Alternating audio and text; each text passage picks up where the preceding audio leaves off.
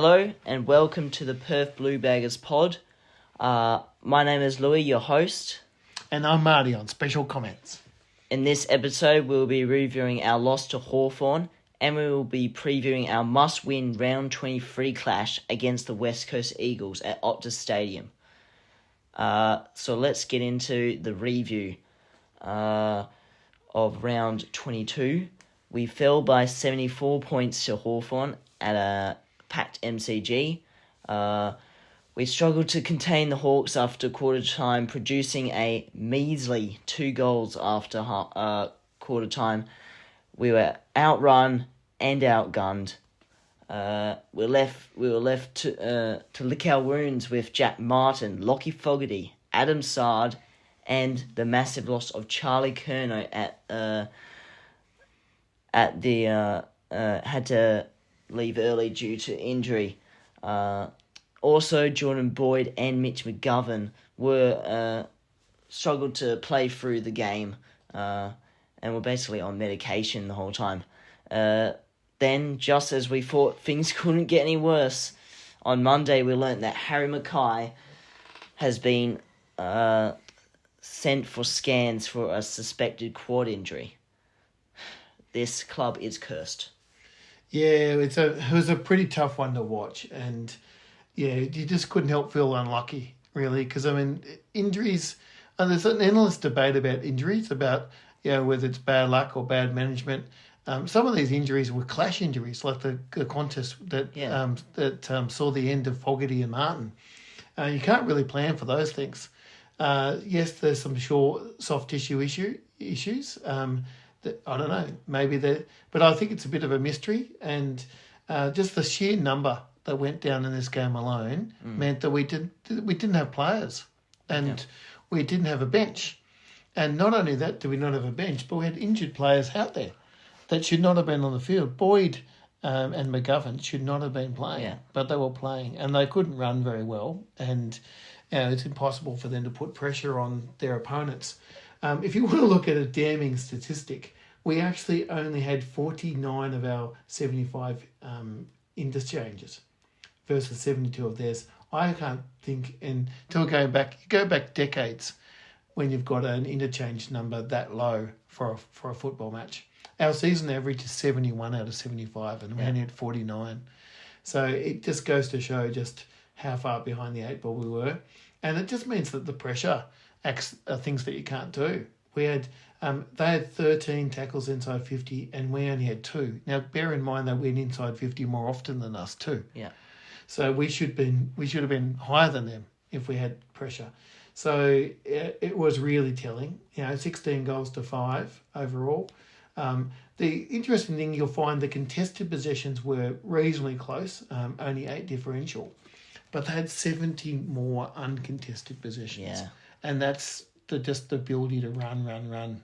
That's how they broke us apart early on and continued throughout the game, because there's just nothing we could do with a depleted lineup. So, I thought that the first quarter was pretty even, but it was from the second quarter onwards that we really fell apart. And it was tough viewing for Carlton fans. It was really hard to see. And, there's on all these indicators we were down in most respects, 64 to 43 inside 50s. So it was tough viewing, really. The hard thing is we're about to do the preview a bit later on, but not only we suffered a really bad loss, but that's the number of injuries is going to make it really difficult in the last 2 games of the season now. Indeed, and to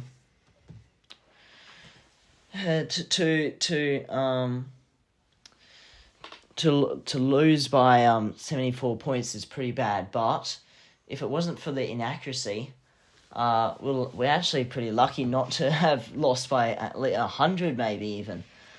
We needed to conserve points to stay above Hawthorn on the ladder, even if we did lose. There wasn't much enthusiasm to stop them from doing that. Maybe they just didn't know about it. I don't know. It was a bit disappointing to see no fight whatsoever, but maybe that's because we just didn't have any run.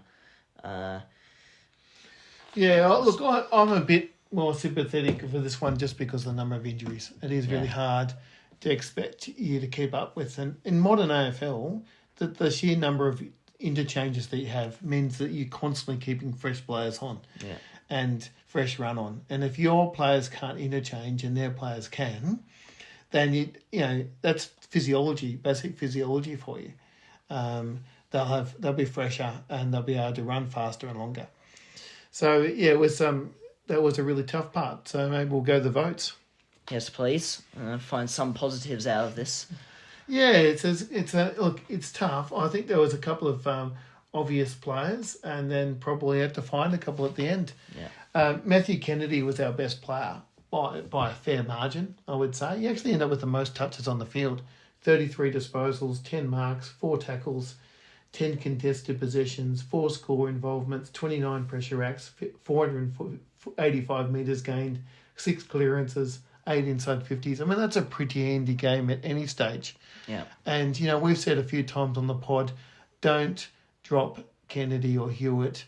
Don't make them the sub. They need to be in the team. They add a lot. And I think Kennedy proved that again today, where he stood up. Yeah. It's hard to play a game that well when you're facing floods of players from the opposition. Yeah.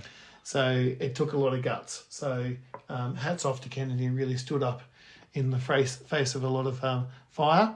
And look, the other guy who I thought was pretty good and stood up in the face of fire was Nick Newman. We often say he rarely has a bad game, and he was pretty solid again. 27 disposals, 89% efficiency, 9 marks, 4 tackles, 7 rebound 50, 6 intercepts, 619 metres gained, again in the face of a lot of adversity. It was a tough day to be a defender for Colton this time. He didn't do everything right. Some of his opponents got away from him at times, but it's very difficult because defence is a team game, and simply they had more run than us. And so when the ball went in the forward line, often they had players sweeping on the loose ball. Yeah. So Nick Newman got 4 votes, 3 votes to Blake Acres. Look, Acres was pretty good. 28 disposals, 8 marks, 4 score involvements, 1 goal, 6 intercepts, 448 metres gained, 5 rebound 50s. He ran fairly hard. That's what we expect of Acres. He's had a nice goal early as well. So that was pleasing to see. And he could have been forgiven for thinking he was really up and about early on. But again, he had to run to put extra numbers around the ball consistently. Yeah. So he was pretty good. I think we'll give 2 marks to Ollie Hollins. I think probably you'd be looking for players that star a bit more than this, but it was one of those days when you're looking for players. And look, he was pretty good. I would say he was solid. He had 22 disposals, 7 marks, 4 tackles, 4 score involvements, 29 pressure acts. I think those pressure acts are one of the reasons why he's getting his 2 votes, realistically. And the fact that he kept on trying hard. I'd just like to see him a little bit more efficient, including a little bit more efficient around goal. But look, no one doubts his effort and endeavour.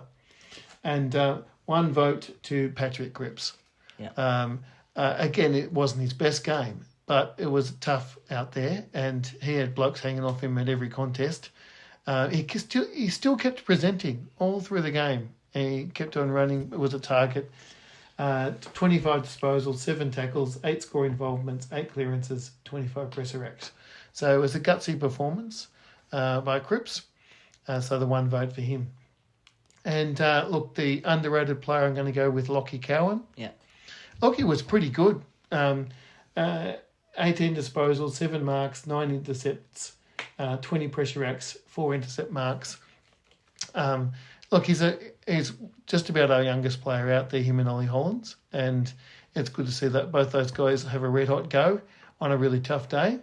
And you like to see the club sort of back him in and give him quite a few more games because he deserves it.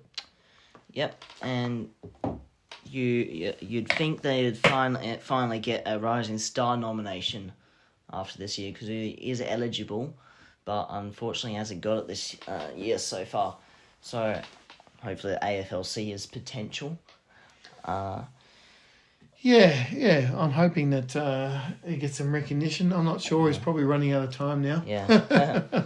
But look, he's had a pretty solid year, given that he's only in his second year of footy and still pretty young. Yep.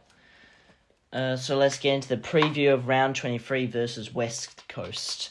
We will be attending this one. I was really looking forward to it a few weeks ago. Not so looking forward to it right now. But it's going to be in front of a packed Optus Stadium, maybe 50k. So I know that some eastern states baggers are coming over for it, and I'm sure pretty much every Perth blue bagger would be coming in, or from within the state too. So it's always a good time when we get to finally get our game over here. Sometimes we get it twice. Sometimes we get a game here once. Last year we had it twice. So that was good to have some footy to watch. But this one's going to be real tough, isn't it? Yeah, this one's going to be a tough one. I think people underestimate West Coast. Yeah. They're not in too bad a form. They've improved a lot from last year. And they've got players across the board. Yeah. Up forward, they've got Jake Waterman, who's in the hunt for the Coleman. Yeah. He's a very handy player. Oscar Allen, their captain, is a very good player. And he's missed a lot of the season due to injury. But he kicked 5 goals last week. And he kicked 2 of them inside the last minute to win the game for them. Yeah. So he can play, and he's in good, he's coming into good form. And they've got guys like their Cripps, Jamie Cripps, Paddy's cousin, who can play, and Lee and Ryan as well.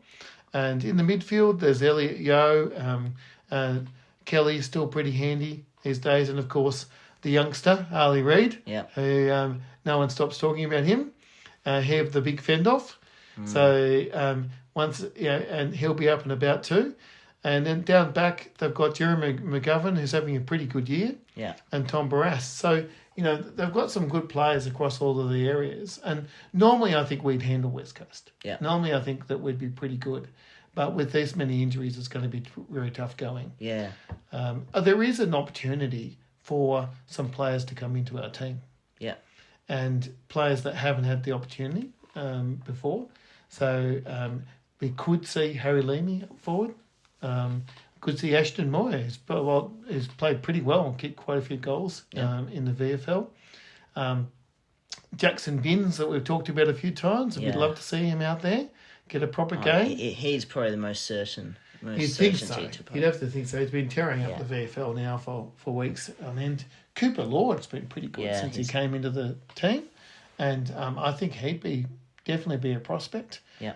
So it's time to back in some of those guys and really see if they've got what it takes. Yep, in a high-pressured game. Let's see how they react and play. We obviously know so much about West Coast because we get hampered by the stupid West Australian back page every week. I think today was some sort of contract thing for Jared Schofield. Oh, also Jared Schofield's pretty good coach. Coached Subiaco, the Waffle team, to 3 premierships in the last decade. So well, you would know the other teams exist, don't you? No. Sometimes. No. Maybe Fremantle a little bit. Yeah. Fremantle don't even get a mention as much as West Coast. Like, think of it like this way. It's 5 pages of AFL. 3 of it would probably be taken of West Coast, and 2 would be Freo, and then a couple of small paragraphs on the other teams occasionally. Yeah, and then probably 1 page on the Waffle as well. And then they also go rambling on about Harley Reid all the time, which of course is a good player, but there's other people in the team obviously, and in the AFL. So yeah, they're obviously a bit on our nerves sometimes. Let's see how they cover the week's game. I think they'll be cocky. They'll be Yeah. up and about. Yeah. And the Blues will get a pretty hostile reception. Yeah. So we won't do predictions. Thank you for watching episode 14 of the Perth Blue Baggers pod. If you have any thoughts, please comment below. If you haven't already, please subscribe to us on YouTube and Instagram. Thank you. Up the Baggers. Calm the Blues. Please win this.